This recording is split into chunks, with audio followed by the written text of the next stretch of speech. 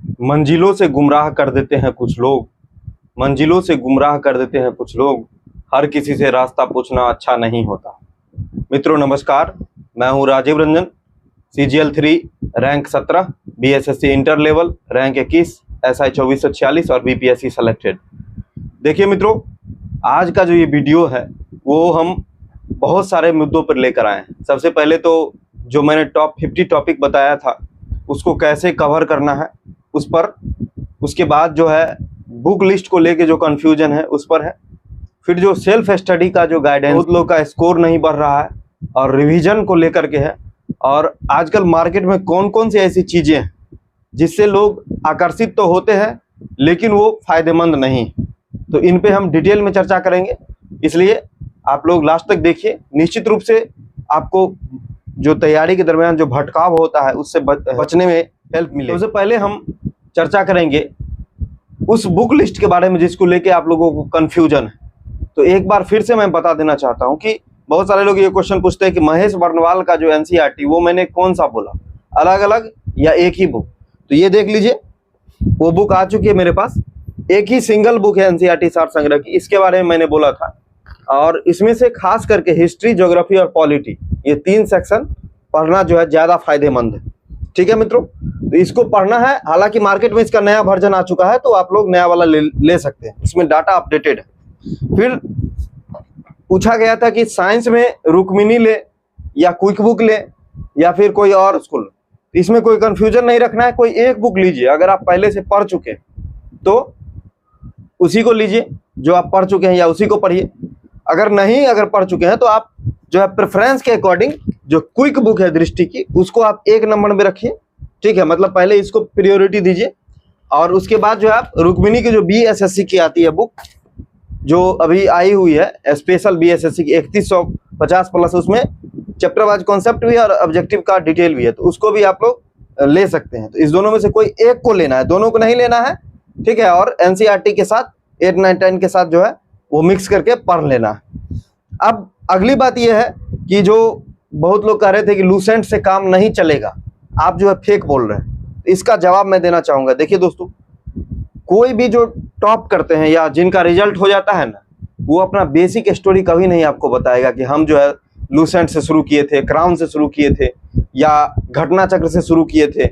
ये सब कोई नहीं बताता है, सिर्फ आपको जो है ना ऊपर ऊपर का बात बता देगा, मतलब एकदम hi fi coaching, hi fi जो है बुक पब्लिकेशन, ये सब बता देगा। ये सब गुमराह करने की प्रैक्टिस है। इसलिए हम पहले ही ये लाइन से शुरू किए थे कि मंजिलों से गुमराह कर देते हैं कुछ लोग, हर किसी से रास्ता पूछना अच्छा नहीं होता।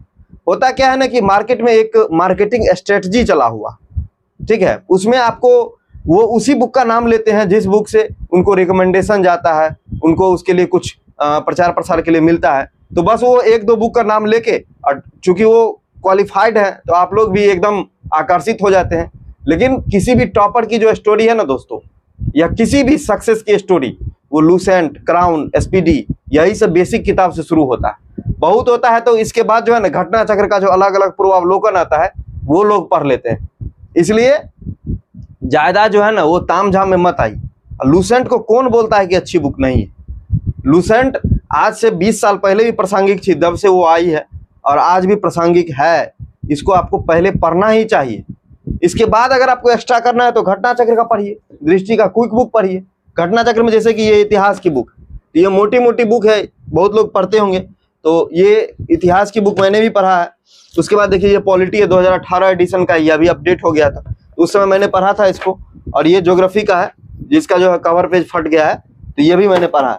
लेकिन अभी सिर्फ BSSC इंटर लेवल वगैरह के लिए इतना जो है ज्यादा ही हो जाएगा। आप लूसेंट और महेश बर्नवाल और एक साइंस की बुक से भी आपका काम चल जाएगा। ठीक है, अगर आप इसको अच्छे से कंप्लीट कर लेते हैं तब घटना चक्र पे आ जाइए, क्लियर सी बात है। तो जितना आपका पचाने का क्षमता है उतना ही आपको खाना चाहिए, ये बात एकदम क्लियर रखिए। किसी को देख के, किसी से आकर्षित होके और इधर उधर से नहीं, पहले कॉन्सेप्ट क्लियर, तब प्रैक्टिस और तब स्टैंडर्ड बढ़ाना, ये बात ध्यान रखिए। उसके बाद मैथ रीजनिंग में भी बहुत लोग जो है वो एकदम ऊहापोह की स्थिति में, कुछ नहीं है, एक बुक पकड़िए, कोई रेलवे SSC का कोई प्रीवियस ईयर बुक ले लीजिए और उसी को एकदम रगड़ के बना लीजिए टाइप वाइज। टाइप वाइज भी कैसे बनाना, पहले बिल्कुल नए हैं तो कॉन्सेप्ट वाइज वीडियो देखिए, और फिर हर टाइप में 40-50 क्वेश्चन है तो 10-15 बना लीजिए रेंडमली। इसी तरह से जो है चैप्टर वाइज करते जाइए, और कितना भी आप स्कोर लाते हो टेस्ट में, लेकिन ओवर कॉन्फिडेंट नहीं होना है कि मेरा तो स्कोर आ ही जा रहा है। आप चैप्टर वाइज प्रैक्टिस छोड़ दीजिएगा तो एग्जाम में धराम से गिरिएगा।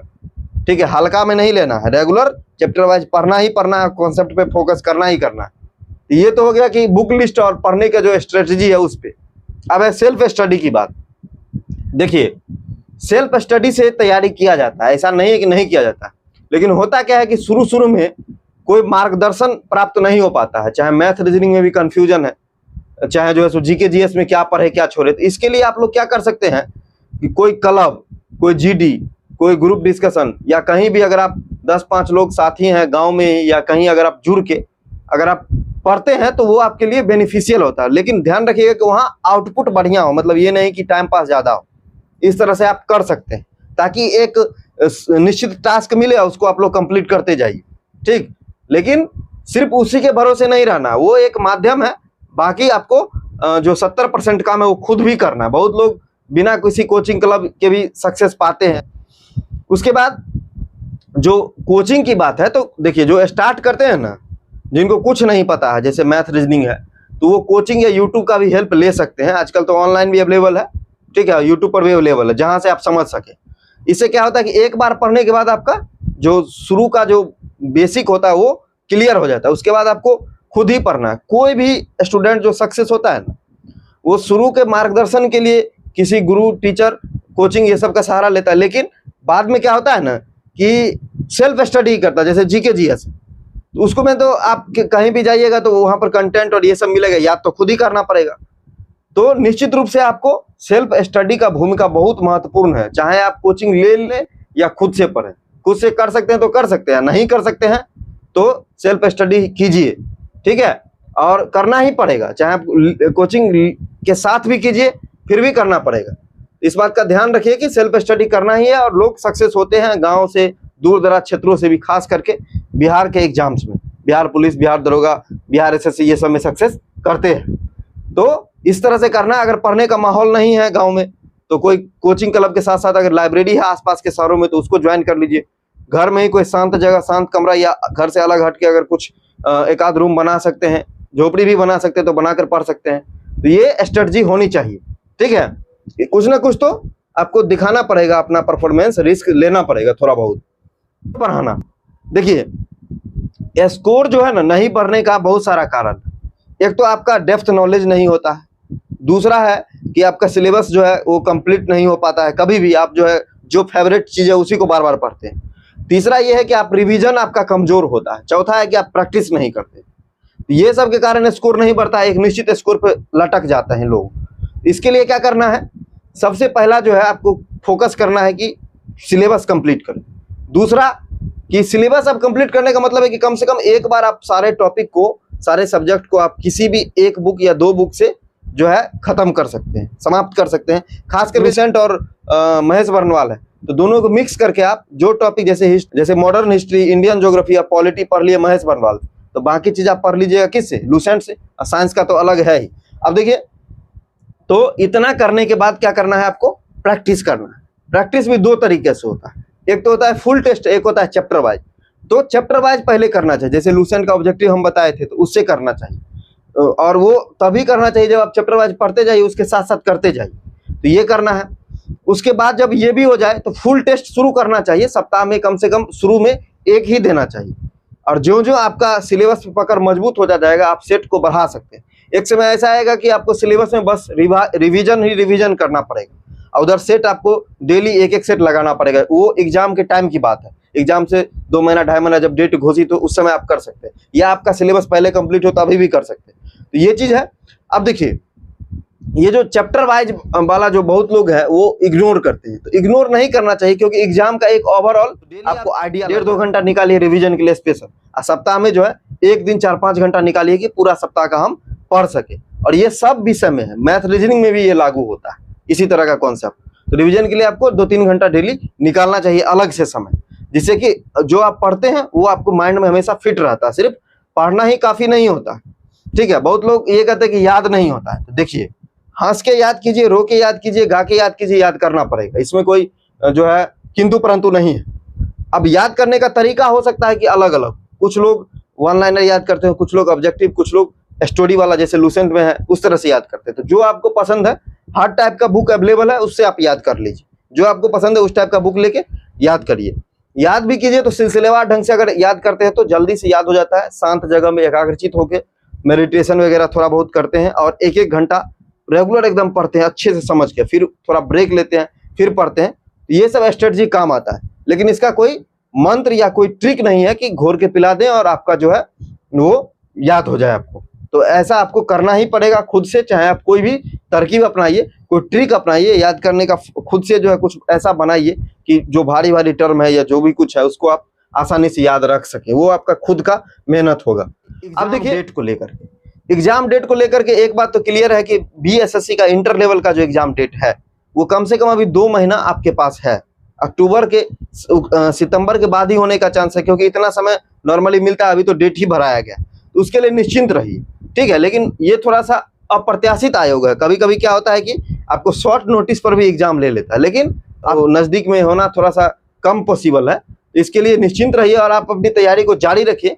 अच्छा, मान लीजिए एग्जाम डेट घोषित ही हो जाए, तो क्या आप में इतना आप में कैपेसिटी है कि अगर आज से 2 दिन बाद एग्जाम हो जाए तो आप निकाल सके? तो आप उसके लिए तैयार रहिए। ये सब क्वेश्चन जो है ना, ये सब एक तरह से इस तरह से पूछा जा रहा है जैसे कि हम तैयार हैं, हमसे अभी ही ले, ठीक है। तो ऐसे बहुत कम लोग होते हैं। आप अपने पढ़ाई पे फोकस कीजिए।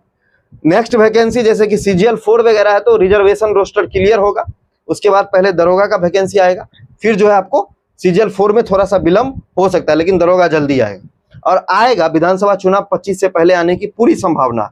रेलवे NTPC का भी आप लोग देख लिए होंगे पदवार वैकेंसी, तो वो भी आ रहा है। उसका भी पैटर्न जो है कमोबेश आप लोग जान ही रहे हैं कि बिहार SSC की तरह ही सेम है। तो इस दोनों को मिला के तैयारी किया जा सकता है, इसमें कोई दिक्कत वाली बात नहीं है। हालांकि हम समय समय पर इस पर भी वीडियो लाएं। ऐसी चीजें हैं जिसको कि इग्नोर किया जाए। तो देखिए आजकल होता क्या है ना कि बहुत सारे लोगों का रिजल्ट हो रहा है दरोगा में, उसके बाद जो है सो मान लीजिए कोई और भी एग्जाम है उसमें रिजल्ट हो रहा है।